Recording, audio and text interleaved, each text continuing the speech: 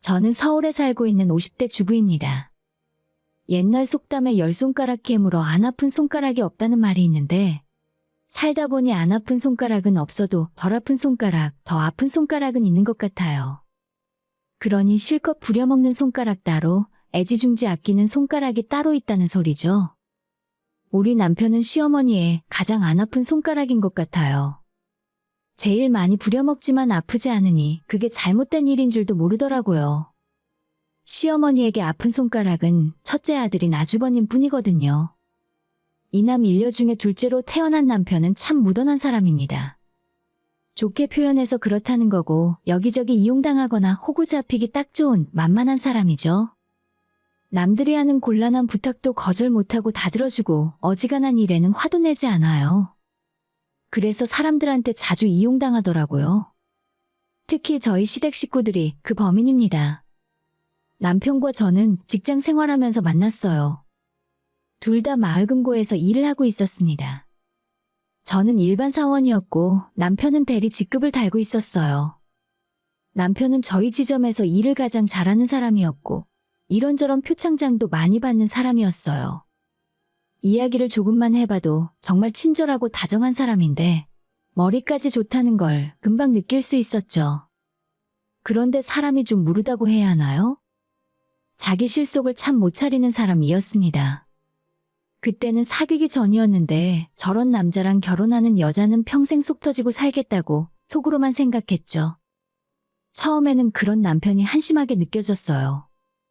이런 남자와 만나고 결혼까지 하게 되는 사람이 제가 될 줄은 꿈에도 모르고 말이죠. 자꾸 보다 보니까 사람이 변함없이 한결같고 책임감이 엄청 강하더라고요.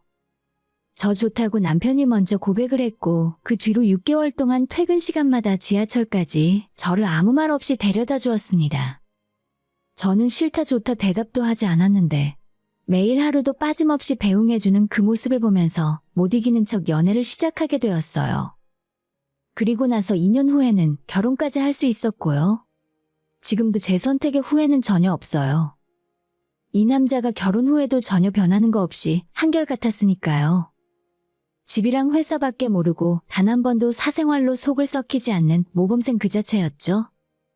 그런데 몇 해 전 25년 넘게 일을 했던 곳에서 하루아침에 구조조정을 당해버렸고 남편은 한평생 젊음을 다 바쳤던 직장을 잃게 되었습니다. 남편이 고졸 출신이었는데 주변에서는 다들 고졸 학력으로 이 정도까지 오래 버티고 올라간 것만 해도 대단하다는 평가였어요. 남들보다 일도 잘하고 실적이 좋았으니 그럴 수 있었겠지만 결국 고졸이라 지점장까지 올라가지도 못하고 구조조정에 칼질을 당해버렸습니다. 사실 저희 남편이 공부는 시댁 집안에서 제일 잘했습니다. 대학 나온 아주버님보다 더 잘했어요. 고등학교 때까지 반에서 1등은 거의 따놓은 당상이고 전교에서 항상 한 자릿수 안에서 놀았다고 해요. 당시에 학력고사 성적으로 고려대까지 합격해서 등록금만 내면 갈 수 있었지만 결국 입학은 하지 못했습니다. 바로 시부모님의 고집 때문이었죠.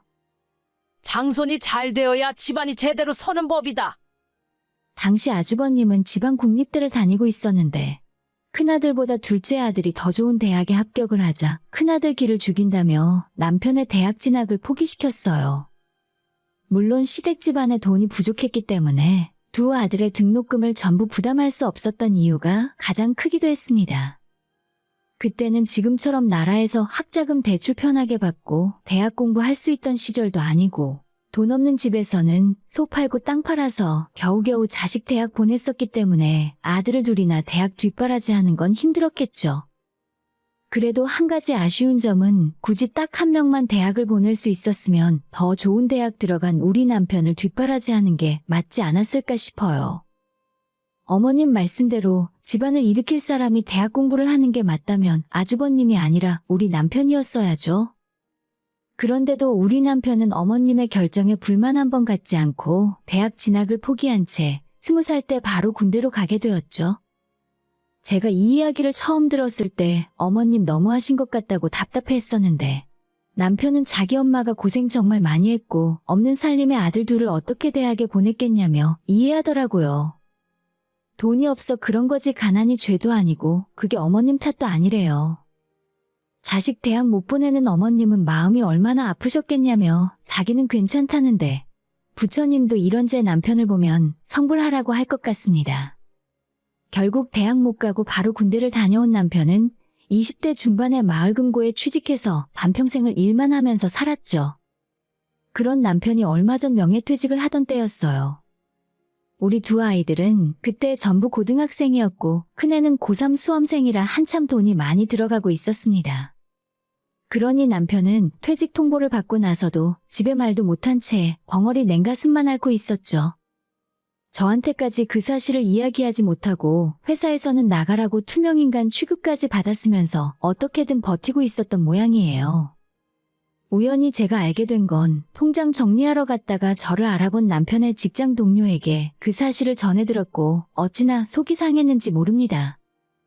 원래는 남편 얼굴까지 보고 오려고 했는데 아는 척 할 수 없을 것 같아서 그냥 돌아왔어요.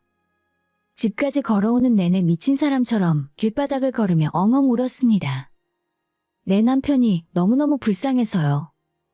저한테 말도 못하고 얼마나 혼자 속을 끓고 있었겠습니까? 멀쩡한 사람을 책상 앞에 앉혀두고 아무런 업무도 주지 않은 채 스스로 알아서 그만둘 때만 기다리고 눈치만 주고 있었습니다. 평생 어디 아픈 곳 하나 없고 잔병치레 안 하는 남편이 밥도 잘 안 먹고 가끔 집에서 멍하게 있길래 어디 아픈가 생각했었죠. 그날 저녁 퇴근한 남편에게 바로 이야기했습니다. 당신도 나도 아직 젊잖아. 우리 애들도 거의 다 키웠고 모아놓은 돈도 좀 있어.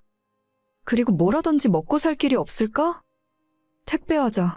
당신이랑 나랑 같이 택배 배달해도 돈 꽤 많이 벌 수 있을 거야. 더 이상 그런 취급받으면서 책상 지키고 앉아있을 필요 없어. 내일 출근하면 당장 사표 쓰고 먼저 그만둔다고 해. 저는 남편이 기죽어 할까봐 일부러 더 큰 소리로 이야기했습니다. 실제로 뭐든지 할 자신이 있었고 애들도 거의 다 키워놨는데 남편이랑 같이 무슨 일을 하더라도 지금보다는 낫겠다는 생각이었죠. 그랬더니 그 말이 고마웠는지 남편이 제 손을 꽉 잡고 눈물까지 흘렸습니다. 저는 결혼하고 첫째 태어났을 때 이후로 남편이 우는 모습은 그날 처음 봤어요. 그동안 남편은 얼마나 커다란 짐을 자기 혼자 짊어지고 살았던 건지 짐작이 가질 않았습니다. 제가 둘째를 낳고 직장을 그만둔 이후로 10수년 동안 혼자 우리 식구를 책임지며 먹여 살려왔는데 한 번도 본인의 그런 처지를 불평한 적이 없는 사람입니다. 남편이 너무 가엾게 느껴져서 저도 똑같이 눈물이 나더라고요.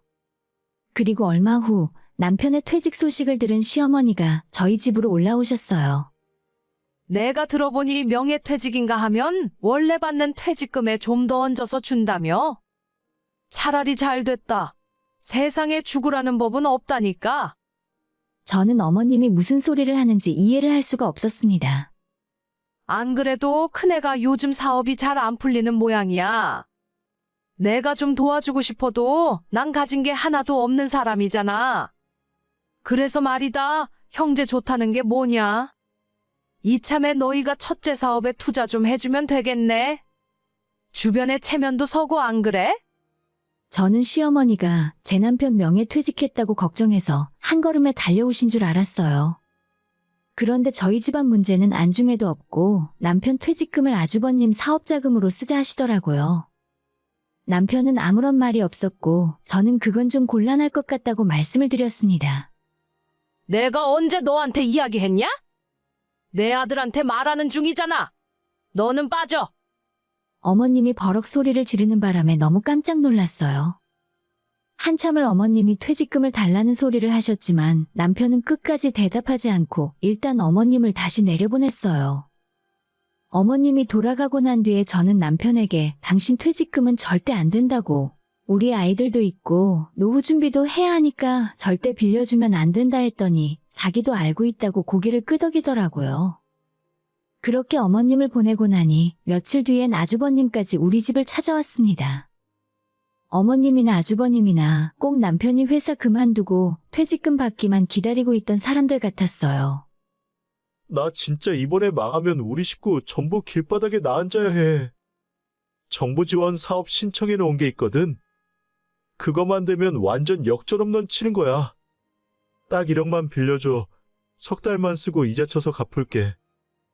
처음에는 1억을 빌려달라고 하길래 제가 절대로 안 된다고 펄펄 뛰었고, 나중에는 아주버님에 이어 어머님까지 전화통화로 합세를 해서 남편을 공격해댔습니다.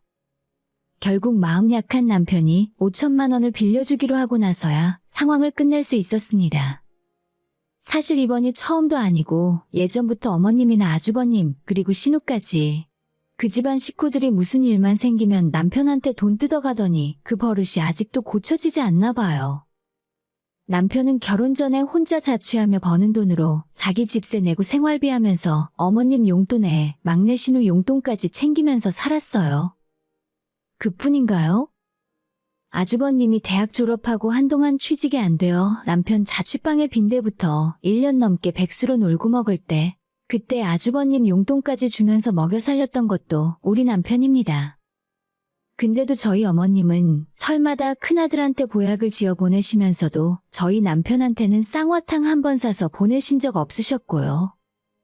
한 배로 낳아 기르면서 어쩌면 그렇게 큰아들에게만 모든 정성을 쏟으신 건지 저도 애 둘을 키우는 입장에서 전혀 이해가 가질 않습니다. 오죽하면 제가 남편이 어머님이 낳은 친아들이 맞나 의심까지 했었어요. 그래놓고 이제 와서 둘째 아들이 평생 고생해서 벌게 된 퇴직금까지 털어가겠다고 큰아들과 둘이 혈안이 되어 달려드는 모습을 보니 없던 정도 탈탈 털리고 말았습니다.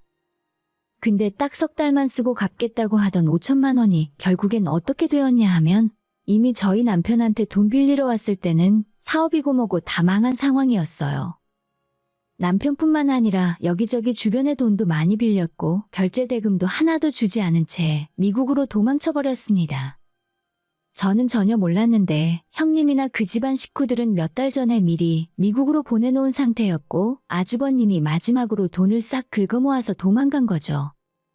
어머님은 처음엔 자긴 몰랐다고 나한테까지 속일 줄은 몰랐다고 하셨지만 사실 이미 알고 계셨어요. 그래놓고 큰아들이랑 입을 맞추고 저희를 속여먹었던 거죠. 남편은 얼마 후에 다시 취직을 할 수 있었습니다. 그 전에 경력을 살리지는 못하고 작은 중소기업 제조회사로 들어가게 되었어요. 그쪽 사장님이 남편이 일하던 마을 금고의 주요 고객이셨는데 남편이 일을 그만두었다는 소식을 듣고는 자기 회사에서 같이 일을 해보면 어떻겠냐고 먼저 연락을 해주셨어요. 10년 넘는 오랜 시간을 거래하며 남편이 일하는 걸 봐왔기 때문에 이 사람이면 신용이 있다 생각했고 그래서 먼저 같이 일하자고 말씀을 하셨나 봐요. 그게 그 상황에서 어찌나 감사하던지. 남편은 현장 생산직은 아니었고 격리부서의 부장급 경력직으로 들어가게 되었습니다. 나름대로 큰 회사를 다니다가 작은 곳으로 옮기게 되니 한동안 힘들어할 줄 알았는데 꼭 그런 것도 아니더라고요. 남편은 예전이랑 똑같이 정말 열심히 일을 했고 사람들이랑 잘 어울리는 것 같았습니다. 오히려 마을금고 때보다 일하는 시간이 줄어드니 취미생활도 즐길 수 있었고 저와 보내는 시간도 더 늘어났어요. 그렇게 몇 년이 더 지났고 어느 날 어머님이 연락도 없이 저희 집에 찾아오셨습니다.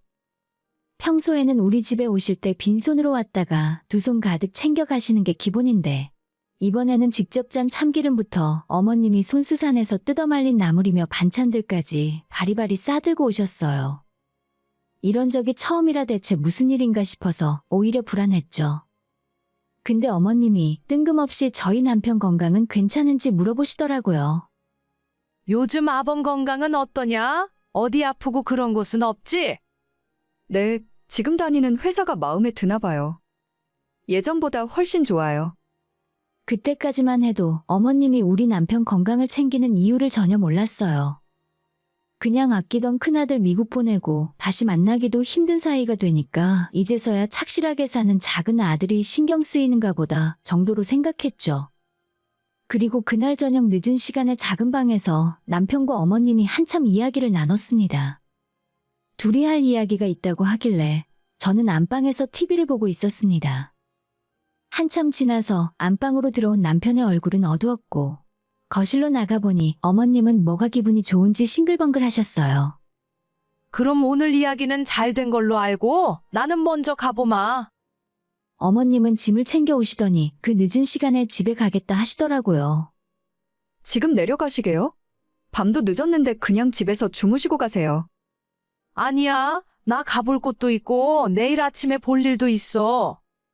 다음에 또 놀러 올게. 다들 건강 조심해라. 그리고 어머님이 돌아가시고 난 뒤에 저는 남편에게 무슨 이야기를 했냐고 물었습니다. 하지만 남편은 별일 아니라 하고 입을 꾹 다문 채 아무 말도 하지 않았고요. 표정을 보면 분명히 심상치 않은 것 같았지만 남편에게 더는 물어볼 수가 없었죠. 제가 이 사건의 모든 내막을 알게 된 건 그로부터 며칠 뒤의 일이었어요. 아침부터 신우에게 전화가 왔고 보통 이런 일이 없었는데 무슨 일인가 싶었죠. 아가씨 웬일이에요? 아침부터 전화를 다 하고. 언니, 큰오빠 한국 들어온 거 알아요? 지금 서울에 있다는데 벌써 한국 들어온 지 1년도 넘었대 글쎄. 기가 막혀서 정말. 그동안 엄마가 집안 재산 다 팔아서 큰오빠 생활비 보내주고 있었다 하더라고. 작은 오빠랑 내가 보내주는 용돈도 전부 큰오빠 주머니로 들어가고 있었다니까. 진짜 망치로 머리를 한 대 맞은 것처럼 띵해졌습니다. 사건의 전말을 살펴보면 제 남편 퇴직금을 포함해 주변 사람들 돈을 싹 다 긁어서 미국으로 도망갔던 아주버님은 그곳에서 한국 사람에게 사기를 당했고 신분도 없고 가져간 돈도 떨어지자 하루 벌어 먹고 사는 막노동 같은 일을 했었다네요. 불법 체류자 신분이 되고 저는 미국에서 아무런 미래가 보이지 않자 어쩔 수 없이 한국으로 몰래 들어오게 된 거죠. 그런 아주버님을 어머님께서 식구들한테도 알리지 않고 몰래 뒷바라지를 하고 있었나 봅니다. 언니, 근데 언니는 아직 못 들었죠? 간 이식 수술 받아야 한다는 소리. 간 이식이요? 그게 무슨 말이에요? 아니, 내가 이럴 줄 알았어. 하도 답답해서 언니한테 말을 해줘야겠다 싶더라니까. 작은 오빠 진짜 바보 아니에요? 어쩌자고 간을 덜컥 기증해준다는 소리를 해. 이미 엄마랑 같이 병원에 가서 이식할 수 있는지 검사까지 다 받았다 하더라고. 알고 보니 미국 생활하고 한국에서도 고생을 하고 술을 퍼마시면서 아주버님의 간이 완전히 못쓰게 되어버렸고 이미 간 이식 말고는 다른 방법이 없나 봐요. 그래서 어머님이 저희를 찾은 이유도 남편의 간이 필요해서 찾아왔던 겁니다. 저는 신우의 전화를 끊고 당장 어머님께 전화를 걸어 따졌습니다. 그래, 내가 형한테 간 좀 떼어주라고 했다. 그게 뭐 잘못이냐? 어머님, 그게 왜 별일이 아니에요. 사람 몸 안에 들어있는 장기잖아요. 그런데 그걸 어떻게 어머님 마음대로 주라 마라 하시는 건데요? 딴 놈한테 주라 한 것도 아니고 자기 형 살리는 일인데 못할 게 뭐 있니? 괜히 입 놀려서 식구끼리 분란 만들지 말고 너는 이번 일에 빠져 있어라. 큰아들 간 이식 필요하다고 작은 아들한테 간 내놓으라고 하는 부모가 세상에 어디 있겠나 싶었습니다. 저는 절대 안 된다고 단칼에 거절하고 무슨 일이 있어도 절대 간 이식 수술에 동의 못한다 말하고 전화를 끊어버렸어요. 저녁에 집에 들어온 남편한테도 당신 나 몰래 아주버님 간 이식 수술하기로 했냐 물어봤더니 아직 확실하게 하기로 결정한 건 아니라고 대답했습니다. 저는 절대 찬성 못하고 내 눈에 흙이 들어와도 안 된다고 이야기했습니다. 바로 다음날 아주버님과 어머님 그리고 형님까지 저희 집에 달려왔어요. 주말이라 남편과 저는 집에서 쉬고 있었는데 이게 무슨 일인가 싶었죠? 어머님은 마치 떼인 돈 받으러 온 사채꾼처럼 저를 보자마자 삿대질까지 해가며 화를 내셨습니다. 너가 반대할 거라고? 네가 뭔데 우리 집안일에 함부로 끼어들어? 저는 어머님한테 아주버님한테도 다 큰 자식들이 있는데 왜 우리 남편한테만 이식을 해달라 하냐고 따졌습니다. 그러자 이번에는 아주버님이 답답하다는 듯 저한테 이런 말을 하더라고요. 재수씨, 대체 어떤 애비가 자식간을 달라고 합니까? 앞길이 구만리인 젊은 애들인데 기가 막혀서 정말. 자기 아들 가는 귀에서 달라고도 못하겠고 저희 남편 가는 달라고 하는 건가요? 저는 아주버님에게 염치 없이 간 달라는 소리 하지 말고 우리한테 빌려간 5천만 원이나 당장 갚으라고 소리 질렀습니다. 동서 진짜 인정머리 없다. 우리 식구 지금 너무 힘든 상황이잖아. 난 도련님이 우리 애아빠랑 같은 처지였으면 그까짓 간 정도는 떼어주라고 했을 거야. 다 떼어주는 것도 아니고 조금 나눠주는 건데 이 난리를 쳐? 하여간 없이 살아서 베풀 줄을 몰라요.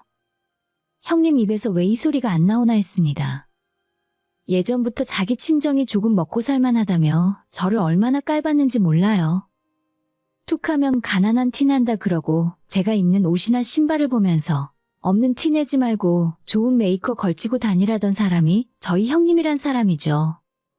저는 남편 가난하 지켜보겠다고 그 집안 식구들이랑 싸우고 있는데 정작 남편은 뒤에서 입을 쿡 다물고 있었어요.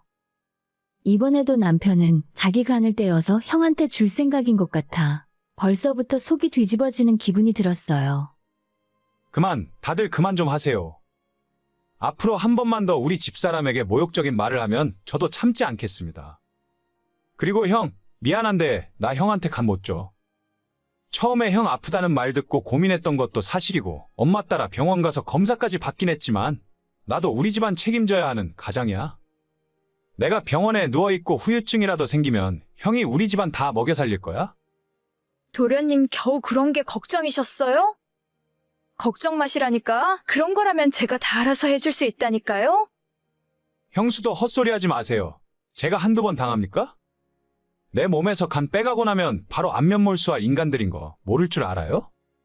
남편은 그동안 참아왔던 울분을 터뜨리며 형과 형수에게 소리를 질렀고 옆에 있던 시어머니는 자기 형 아픈데 어떻게 너가 그럴 수 있냐며 통곡을 시작하셨어요. 엄마도 나한테 그만해. 나도 지금까지 가족 위해서 희생 많이 했어. 근데 왜 맨날 나만 희생해야 돼? 형이 저렇게 된 건 엄마 탓도 있어요. 그러니까 이제 저한테 떠넘기지 마시고 엄마가 다 책임지세요. 간을 주던 돈을 주던 엄마가 알아서 하시라고요. 그렇게 그 집안 식구들을 다 쫓아내버렸고 평생 아무 말 없이 하자는 대로 하고 살던 작은 아들에게 이런 소리를 듣게 된 시어머니는 너무 놀라서 아무 말도 못했습니다. 저희 집에서 쫓겨나면서도 아주버님은 어떻게 그럴 수 있냐. 진짜 내가 어떻게 되어도 상관없냐면서 징징대더라고요. 저런 게 집안의 장남이랍시고 그동안 내 남편 피를 쪽쪽 빨고 있었나 싶었죠. 그날 집에서 그 인간들을 쫓아내고 며칠 동안 더 전화가 오고 한 번만 다시 생각해달라고 했지만 남편은 마음을 바꾸지 않았습니다. 사실 거의 인연을 끊은 거나 마찬가지예요. 평생 순하게 굴던 남편이 화를 내니까 진짜 무섭긴 하더라고요. 간 이식을 못 받게 된 아주버님은 결국 자기 아들에게 이식을 부탁했지만 제가 신우에게 듣기로는 그 집 아들도 무섭다며 이식 못 해주겠다고 했나 봐요. 아들도 못 준다고 하는 걸 왜 우리 남편에게 달라고 하는지 모르겠습니다. 저는 이미 그 집안 식구들이랑 인연 끊을 생각을 하고 있고 남편도 저랑 마찬가지일 거예요. 평생 뒷바라지하고 살았으면 됐지. 대체 어디까지 바라는 건지 모르겠습니다. 남편이 빌려준 5천만 원이나 민사소송을 걸든 압류를 걸든 해서 어떻게든 찾아오고 인연 끊어야겠어요. 오늘의 사연은 여기까지입니다. 구독과 좋아요, 알람 설정 부탁드려요. 다들 행복하시고 좋은 하루 되세요.